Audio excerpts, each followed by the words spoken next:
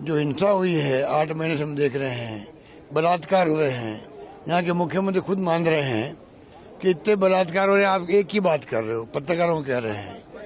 इतनी हिंसा हो रही है, इतने एफआईआर दर्ज हो रही है, मैं कुछ नहीं कर पा रहा हूँ, तब भी रोकने का प्रयास भी नहीं हुआ। और आज राहुल गांधी जी का जो स्थान चयन किया गया मणिपुर को, मैं समझता हूँ मणिपुर से मैसेज आएगा पूरे मुल्क के अंदर।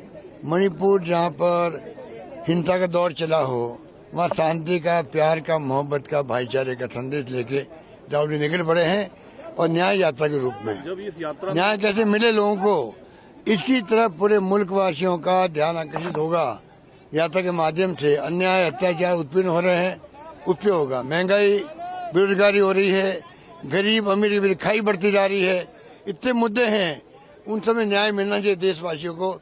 इस नाम की यात्रा है। ये तो जो जाने वाले होते हैं वो अपनी प्लानिंग खुद करते हैं, चिंता नहीं करनी चाहिए। जाने वाला का भी स्वागत है, आने वाला का भी स्वागत है। देखिए, अब धर्मगुरु और जो हमारे शंकराचार्य हैं वो खुद नहीं जा पा रहे हैं। क्यों नहीं जा पा रहे हैं, उसका विश्लेषण होना चाहिए।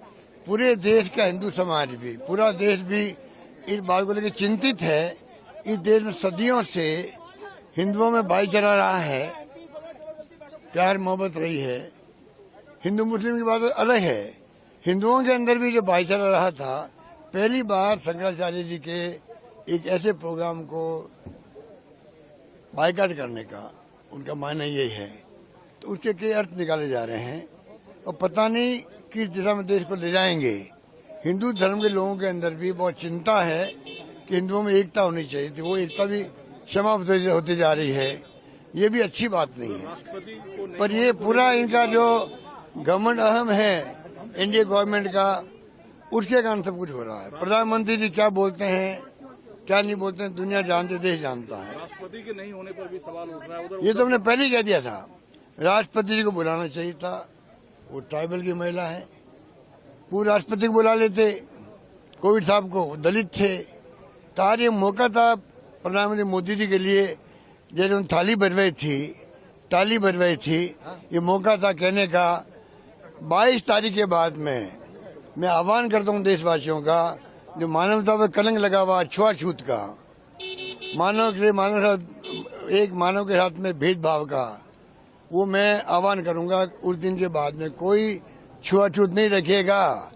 थाली की तरह इस आह्वान करते तो मैं समझता हूँ कि प्रधानमंत्री जी को लेके सम्मान पैदा होता।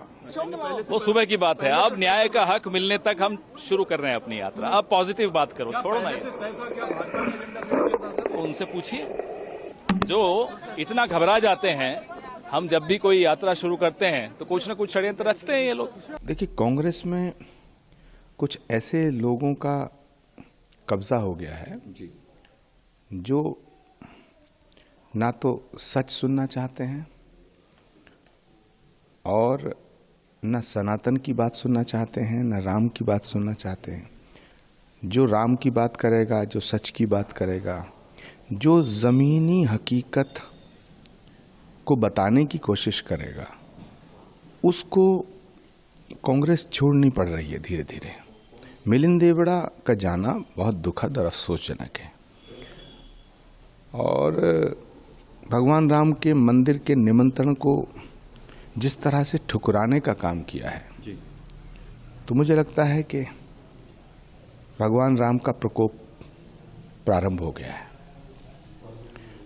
मैं भगवान से प्रार्थना करता हूं कि कुछ लोगों की गलतियों की सजा पूरी कांग्रेस पार्टी को ना दे। विनाश काले विपरीत बुद्धि। राम के खिलाफ, सनातन के खिलाफ, हिंदुत्व के खिलाफ, राष्ट्र के खिलाफ, तो जो राष्ट्र की बात करेगा और जो राम की बात करेगा, उस नेता को कांग्रेस के भीतर एक जो चौकड़ी है वो पसंद नहीं करती और वो वामपंथ के विचारधाराओं से प्रभावित है। वो पूरी की पूरी कांग्रेस को बर्बाद करने में लगी है।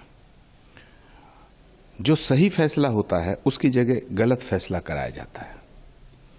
उसी का परिणाम है कि बड़े बड़े नेता वो नेता जो गांधी परिवार के बहुत निकट थे, वो नेता जो राहुल जी को बहुत चाहते थे, वो नेता जो राहुल गांधी जी के साथ रहते थे दिन रात, सिंधिया हो, आरपीएन सिंह हो, जितिन प्रसाद हो, मिलिंद देवड़ा हो, वो धीरे धीरे करके सब किनारा कर रहे हैं, सब छोड़ के जा रहे हैं।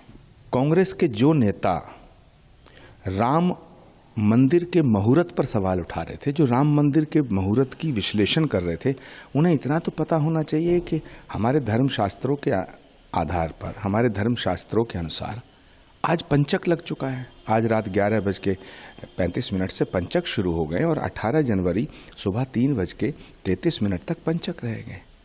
तो पंचकों में कोई शुभ कार्य नहीं किया जाता है और पंचक में इस यात्रा को शुरू कराया जा रहा है।